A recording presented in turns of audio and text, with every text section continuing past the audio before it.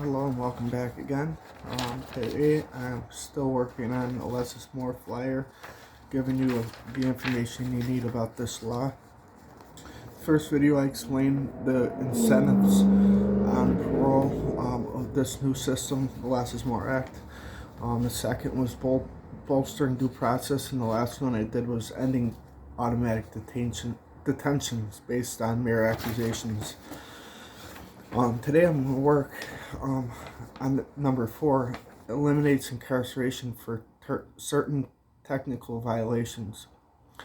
The following technical violations, non-criminal violations, will no longer be eligible for incarceration: missing curfew, alcohol, other drug use unless on parole for DWI,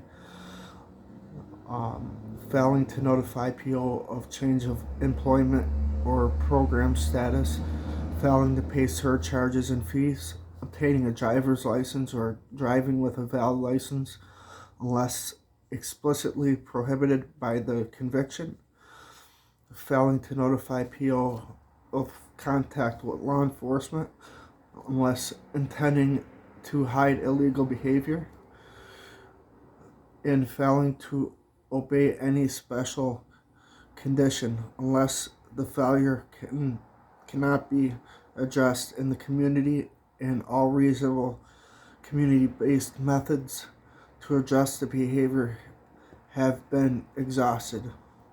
If a person is on parole for a sex offense and parole can demonstrate that the violation of the nature is related to preventing another sex offense, the violation will be treated as a non-technical violation and will be subject to incarceration.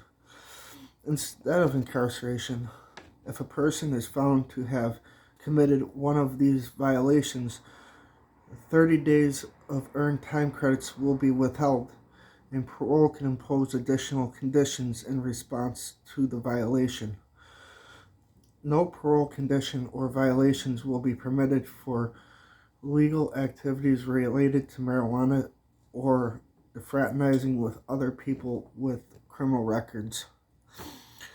Another great important one, it stops the parole department or community supervision from just incarcerating people for long periods of time or any periods of time for just these small technical parole violations that really can be addressed in the community, rather than sending somebody back to a state facility and costing the $800 million it cost for technical parole violations in the state of New York. We hold the highest violation rate in all of the country for things like missing a meeting or failing a drug test or failing to make curfew. So this makes the system a little bit more fair. It makes more sense. A lot of problems people have can be dealt with out here rather than in there.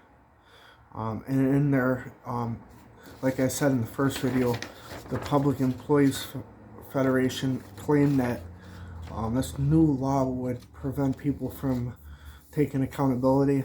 People wouldn't be accountable for the rule violations that they may have, and that is not factual at all. Just as what I read in the last 3, that a person has to be held accountable, but there's other measures to do that, and there's other ways you can help somebody so they're not struggling, because nobody really wants to end up back in jail.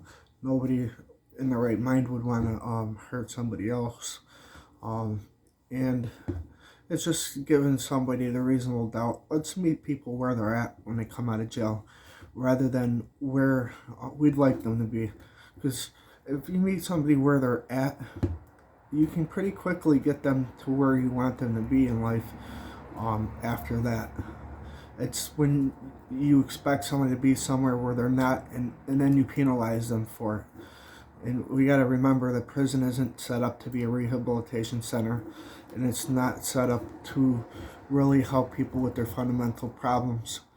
Lots of these problems came from growing up in the particular environment they were in.